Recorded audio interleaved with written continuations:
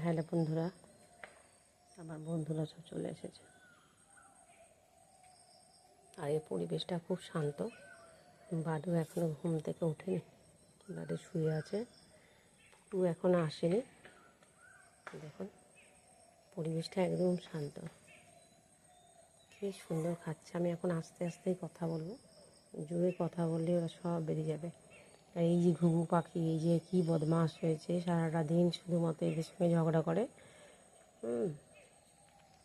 ওদের সঙ্গে এসে খেয়ে যাচ্ছে, কিন্তু ঝগড়া করার সময় একেবারে ওদের তাড়িয়ে নিচ্ছে। দেখুন শান্তি করে খাচ্ছে। আজকে আবার একটা দুজন ঘুঘু এসছে, দেখুন একটা ঘুঘু। আমাদের এখানে ঘুঘু ডাহুক ভরা। ওরা খেয়ে নেবে, তারপর আমি আবার অন্য কাজে হাত দেবো।